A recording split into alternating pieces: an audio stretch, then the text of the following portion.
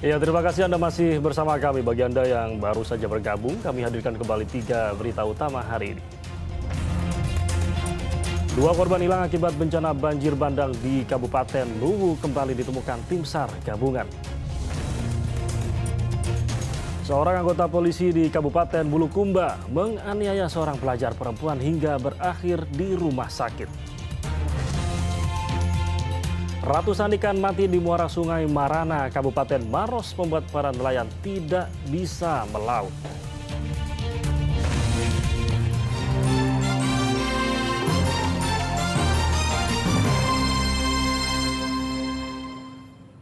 Ya, seekor ular piton terjepit di antara tembok dengan balok atap di sebuah kamar mandi milik warga di Kelurahan Sumpang Minangai, Kecamatan Bacukiki, Kota Parepare, dievakuasi petugas damkar Selasa lalu. Petugas damkar Kota Parepare mengevakuasi seekor ular piton di kamar mandi milik warga. Binatang melata sepanjang 2 meter lebih itu terjepit antara beton dan balok atap di kamar mandi. Ular tersebut berhasil dikeluarkan dari jepitan beton setelah petugas damkar mencungkil balok atap. Kehadiran binatang melata itu sempat menjadi tontonan warga. Ular pun kemudian dievakuasi ke kantor damkar sebelum dilepas liarkan ke habitatnya. Di WC. Oh, itu ular apa, Pak? Ular piton. Terus proses evakuasinya gimana, Pak? Sempat anggota sulit dia pas karena terjepit di balok. Oh, sempat terjepit di balok. Iya.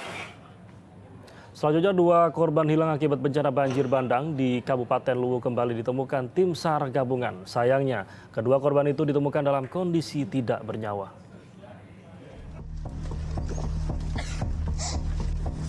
Sejumlah korban hilang pasca bencana banjir bandang di Kabupaten Luwu kembali ditemukan tim SAR gabungan.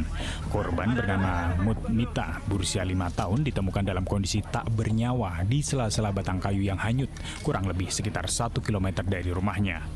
Jasad korban kemudian langsung dievakuasi ke rumah salah satu kerabatnya untuk dimakamkan.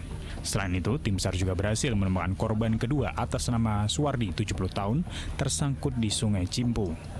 Dengan penemuan ini, total korban yang dinyatakan meninggal akibat bencana banjir di Kabupaten Luwu sebanyak 13 orang.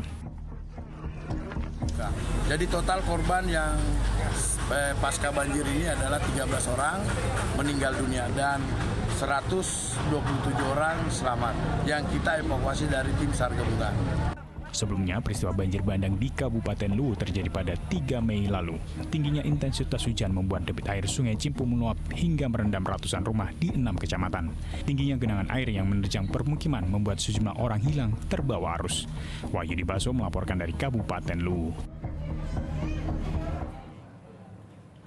Ya, selanjutnya ratusan ikan mati di muara Sungai Marana, Kabupaten Maros membuat para nelayan tidak bisa melaut. Hasil uji lab pada air dan ikan mati tidak ditemukan adanya indikasi bakteri barpendar yang menyebabkan ratusan ekor ikan mati. Lalu apa yang membuat ikan mati secara massal? Fenomena ratusan kematian ikan di muara Sungai Marana, Desa Maranu, Kecamatan Lau, Kabupaten Maros secara massal membuat nelayan semakin resah. Dinas Perikanan dan Balai Riset Perikanan Budidaya Air Payo dan Penyuluhan Perikanan Kabupaten Maros telah melakukan uji sampel pada air dan ikan mati.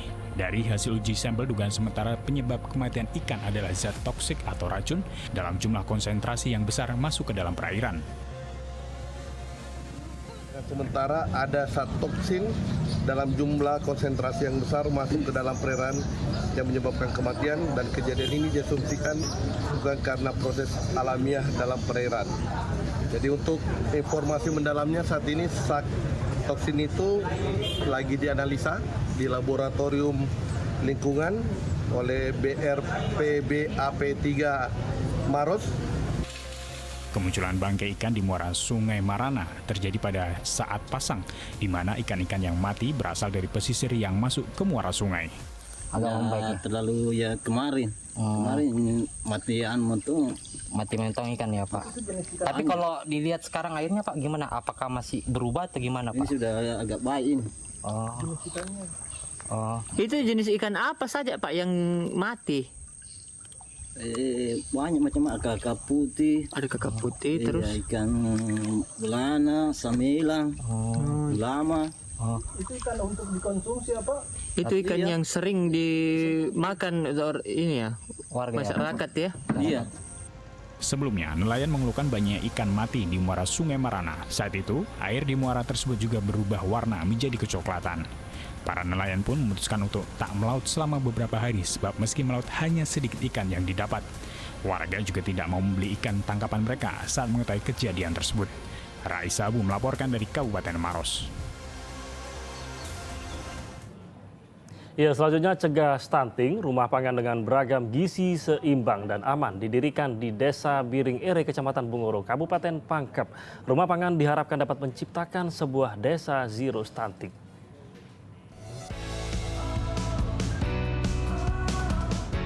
Rumah pangan dengan beragam gizi seimbang dan aman ini berada di Desa Biring Ere, Kecamatan Bungoro, Kabupaten Pangkep. Rumah pangan berjuluk B2SA itu telah diresmikan sebagai langkah mengatasi stunting menuju Indonesia Emas.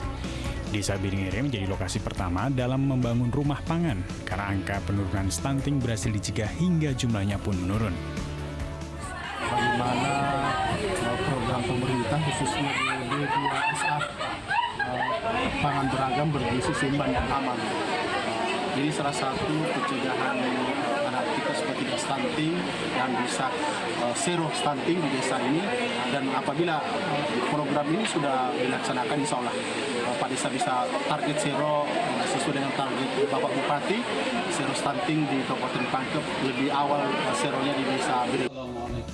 Rumah pangan itu merupakan program dari Dinas Ketahanan Pangan Provinsi Sulawesi Selatan guna menekan angka stunting.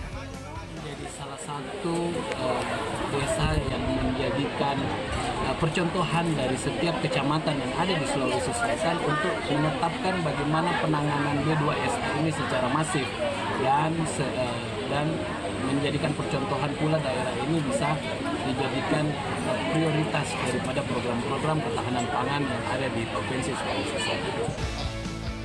Program B2SA ini tercatat penerima dari warga sebanyak 40 orang berasal dari anak-anak, ibu hamil dan menyusui yang akan menerima makanan sesuai standar gizi.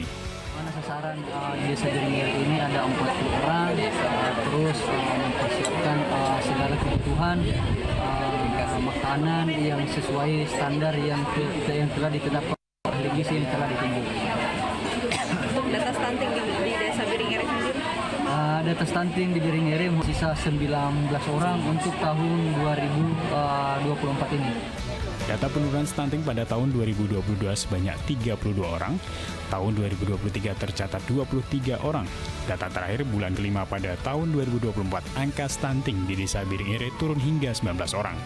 Diharapkan dengan adanya rumah pangan B2SA menjadi percontohan di 103 desa zero stunting. Andi Muhammad Sardi melaporkan dari Kabupaten Pangkep.